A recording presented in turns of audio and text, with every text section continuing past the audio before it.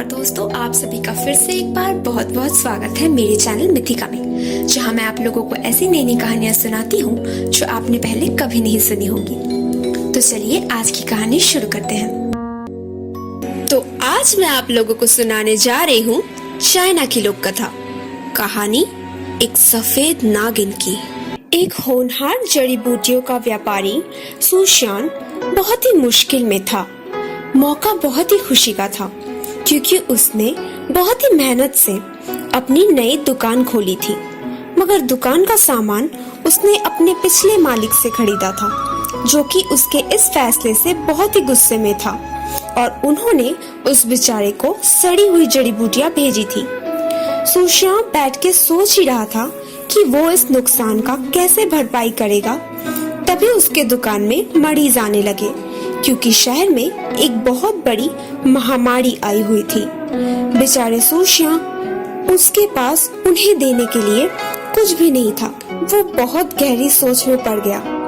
तभी वहाँ उसकी पत्नी आई और उसने उन्हीं सड़ी हुई जड़ी बूटियों से एक चमत्कारी औषधि बनाई, जिसका सेवन करते ही बीमार लोग जल्दी से ठीक होने लगे। सुशियान के पहले मालिक को भी उसी से औषधि खरीदनी पड़ी अपने परिवार को बचाने के लिए।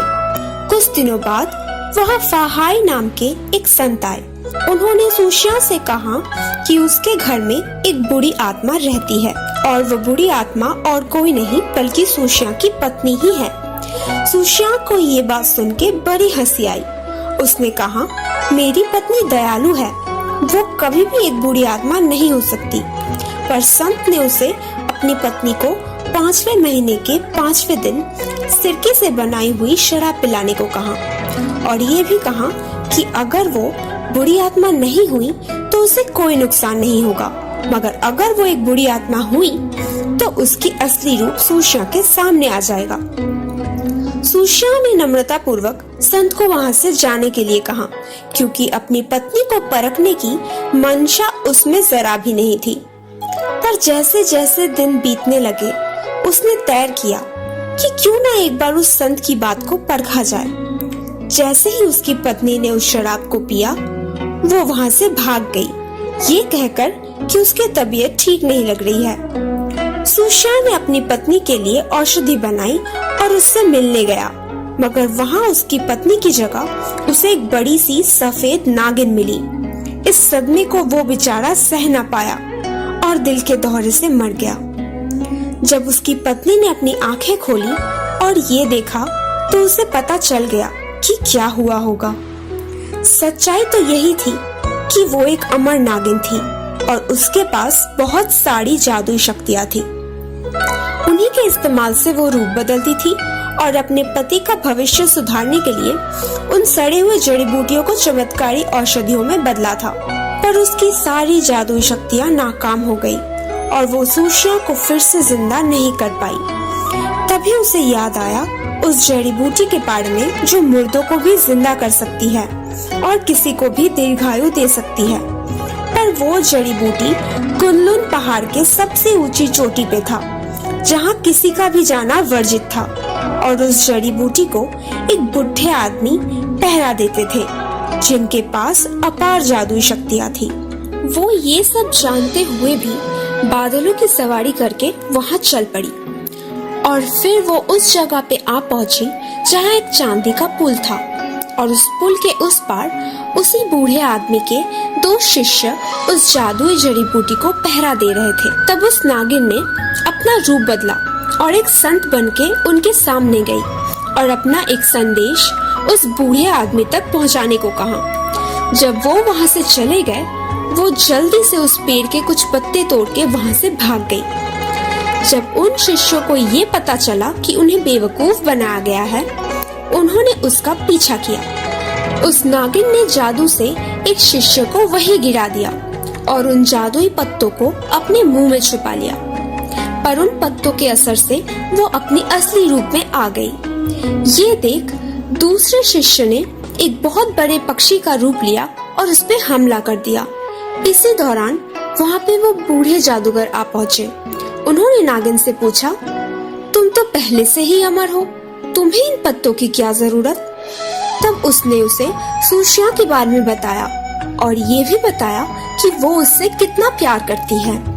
अब जबकि सूर्या जान गया है कि वो एक नागिन है और शायद अब वो उसका चेहरा भी न देखना चाहे, तब भी वो उसकी जान बचाना चाहती है, क्योंकि कई हजारों साल पहले जब वो बस एक छोटी सी नागिन थी, तब एक राह चलते आदमी ने उसे पत्थर से कुचल देना चाहा, पर उसी वक्त एक दयालु आदमी ने आके उसकी जान बचाई।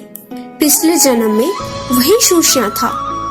ये सुनकर उस बूढ़े जादूगर ने उसे वो जादुई जड़ी बूटी ले जाने की अनुमति दे दी। नागिन घर आके सूर्या को उन पत्तों का अर्घ पिलाई और देखते ही देखते उसकी आंखें खुली। सूर्या ने उसे देखकर मुस्कुराया और उसे गले से लगा लिया, क्योंकि उसे पता चल गया था कि चाहे नागिन हो या बुरी आत्मा, उसकी पत्नी उससे बहुत प्यार करती थी और वो दोनों एक साथ खुशी खुशी रहने लगे। सूर्या को जिनशान मंदिर से एक निमंत्रण पत्र आया था। मंदिर के पूजा के लिए उसे बुलाया गया था। उसकी पत्नी को डर था कि अगर वो गया तो कुछ अनर्थ हो जाएगा, क्योंकि उन दोनों की शादी एक बार पहले भी बहुत मुश्किलों का सामना कर चुकी थी। मगर सूर्या बहुत धार्मिक था और उसने अपनी पत्नी को भरोसा दिलाया कि कुछ बुरा नहीं होगा और मंदिर की ओर चला गया। मगर उन्हें ये पता नहीं था कि ये निमंत्रण पत्र फाहाई नाम के एक साधु ने भेजा था, जिसने पहले एक बार इन दोनों को जुदा करने की कोशिश की थी। जैसे ही सूर्या मंदिर में गया, फाहाई ने उसे ये कहकर डराया कि उसकी पत्नी जो एक बुरी आत्मा है, उससे संबंध रखने के कारण उसकी आत्मा भी अशुद्ध हो चुकी है और अब उसे मंदिर में ही रह के अपनी आत्मा की शुद्धि करनी होगी। सूर्या ने मना कर दिया, पर फाहाई ने मंदिर में ही उसे कैद कर लिया। घर में सूर्या की पत्नी बहुत चिंता में थी। उसका पति इतनी जल्दी घर से चला गया कि वो उसे बता भी नहीं पाई कि वो माँ बनने वाली है। उसे उसकी बहुत चिंता होने लगी और उसने खुद मंदिर जाने का फैसला किया। रास्ते में उसे फाहाई ने रोक लिया और उस पे आग की बरसात करवाने लगा। वो बहुत थकी हुई थी और उसने दूसरे शक्तियों से मदद मांगी। तभी एक बहुत बड़ी बाढ़ आई और उस पूरी जगह को बहा ले गई, जिसमें बहुत लोगों की मौत हो गई। पहली बार उसके हाथों से इंसानों को नुकसान पहुंचा। फाहाई ने उसे अपने भिक्षा के पात्र में कैद करना चाहा, पर तभी उसकी पेट से एक दिव्य ज्योति निकली, जिसे देखकर फाहाई डर से वहां से भाग गया। अपने पति को लेकर वो घर वापस आ गई और कुछ ही दिनों बाद उन्हें एक बेटा हुआ, जिनका नाम उन्होंने रखा जू शीलेन। मगर इतनी खुशी के मौके पे भी सूर्या डरा हुआ था। उसे डर था कि अनचाहे जो बाढ़ उसकी पत्नी लाई थी, उसकी वजह से उन लोगों की किस्मत खराब हो जाएगी। एक महीने बाद फाहाई उनके घर आए और सूर्या को अपनी भिक्षा की पात्र दे दिया, ये कहकर कि वो उसके घर में खुशहाली लाएगा। सूर्या को उस पर भरोसा नहीं था, पर फिर भी उसने उसका तोहफा स्वीकार कर लिया। जैसे वो पात्र लेकर सूर्या घर में घुसा, वो उसके पत्नी के सर पे जाकर गिरी और उसकी पत्नी उस पात्र में कैद हो गई। फाहाई आके उस पात्र को ले गया और सूर्या के बहुत मिन्नतों के बावजूद भी उसने उसे मिट्टी में दफना दिया, ये कहकर कि उसे मुक्ति तभी मिलेगी जब वहाँ रखे गए लोहे के पेड़ में सोने का फूल खिलेगा। दुख से भरा हुआ सूर्या अपने बेटे को अपनी बहन के हाथों सौंपकर एक मंदिर में प्रायश्चित करने चला गया। पर एक बात थी जो किसी को पता नहीं था। सूर्या के घर में ज्ञान के देवता ने जन्म लिया था। उन्होंने ही मंदिर में फाहाई के हाथों से सूर्या की पत्नी की रक्षा की थी।